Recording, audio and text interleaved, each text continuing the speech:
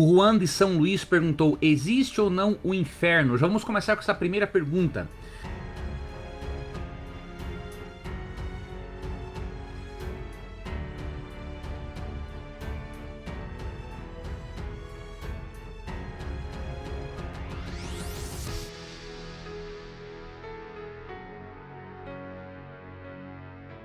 Veja, você que é um irmão evangélico, católico, espírita, que faz parte aqui da nossa live, é uma honra para mim ter. Eu tenho telespectadores de todas as religiões. E, e eu aprecio muito isso, porque eu tenho a certeza que os filhos de Deus estão espalhados em todos os lugares e que Deus tem coisas novas a ensinar a todos os seus filhos, inclusive a mim, mas muitos filhos de Deus em vários lugares, em várias igrejas, eles têm tido a presença, a orientação do Espírito Santo para eles descobrirem certas verdades na Bíblia. Uma delas que está acontecendo é o seguinte: vários teólogos protestantes e alguns católicos estão percebendo que a Bíblia não ensina que o inferno existe hoje. A Bíblia ensina que o inferno existirá no futuro. Ou seja, o lago de fogo será aceso primeiro na volta de Jesus, quando ele voltar, não é? E vir como fogo consumidor para os ímpios, como diz 1 Tessalonicenses 1:7-9. Eu vou ver até, acho que é 2 Tessalonicenses.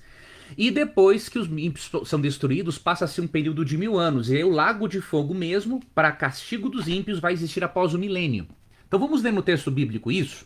E quando Jesus fala do inferno, ou Guiena, na verdade, né? Que a palavra grega ali é Guiena. Guiena é uma referência ao lago de fogo que vai castigar os ímpios e depois, né, destruí-los, tá? Quando Cristo fala do inferno em Marcos, por exemplo, capítulo 9, versos 45 e 49, nós temos que entender que Cristo está falando do lago de fogo que vai existir depois do milênio, não que existe hoje. Até porque o juízo é um evento futuro, o juízo final, né? Então, o juízo final, vamos ver aqui Atos 17:31, diz assim, ó: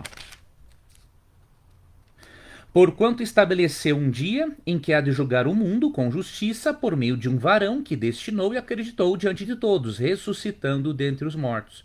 Então, esse juízo final está no futuro, o que indica que o lago de fogo também está no futuro. E aqui Apocalipse 20, eu vou pedir para você ler depois, né? O João Pedro perguntou se ele pode fazer o aulão, tem 13 anos. Pode sim, João. Depois eu vou falar sobre o aulão para você, tá bom? Então vejam, queridos, é muito importante para você entender a doutrina do tormento, que não é eterno, você tem que estudar Apocalipse 20.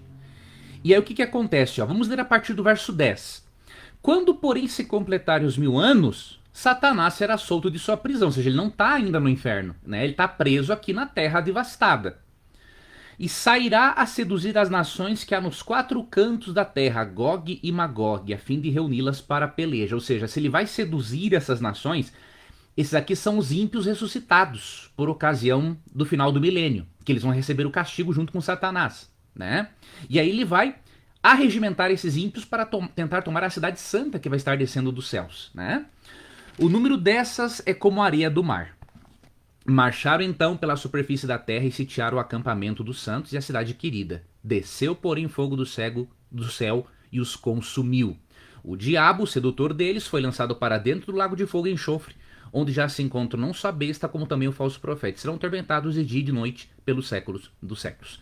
Então veja, quando que o diabo é lançado no lago de fogo? Depois dos 1000 anos. Porque o verso 7 fala, ó, quando se completar os 1000 anos, Satanás será solto de sua prisão. Aí ele arregimenta os ímpios ressuscitados para tentar tomar a cidade santa. E é neste momento que aí desce fogo do céu, castigam. Ele vai demorar mais tempo, obviamente, para queimar do que outros. E depois vem a destruição final, porque Romanos 16:20 fala que Satanás será esmagado. Malaquias 4:1-3, que os ímpios desfarão em fumaça, não é? Então é isso que a Bíblia ensina, mas o castigo realmente será proporcional às obras de cada um. E óbvio, o diabo vai ser aquele que vai queimar mais tempo no lago de fogo. Então, pensa assim, quando você ler sobre o Guiena na Bíblia, o inferno, lógico que em alguns contextos a palavra inferno significa sepultura, tá? Mas no caso de Marcos 9, não. Ali se refere ao lago de fogo, que vai existir depois do milênio. Então leia Apocalipse capítulo 20, versos 7 a 10 e considere também Atos 17, 31, que mostra o juízo no futuro. Outro texto legal, 2 Pedro 2,4, ela diz que os demônios estão reservados para o juízo. Se eles estão reservados para o juízo, eles não estão sendo atormentados no lago de fogo agora, ou seja, é um evento futuro. Como interpretar a passagem do Lázaro, a qual Jesus ressuscitou, já que os mortos na última... Deixa eu ver. Sendo que os mortos não podem descer. Essa pergunta foi feita no Facebook. Veja, olha que interessante. Jesus, ele não disse para Lázaro desce e nem sobe, não é? Se ele dissesse assim, Lázaro desce, realmente Lázaro estaria no paraíso. Mas não foi isso que aconteceu. E se ele dissesse Lázaro sobe, então ele estaria no inferno, no purgatório, né? Mas não foi isso que aconteceu. Olha o que Jesus diz aqui em João 11. Ó. João capítulo 11, versículo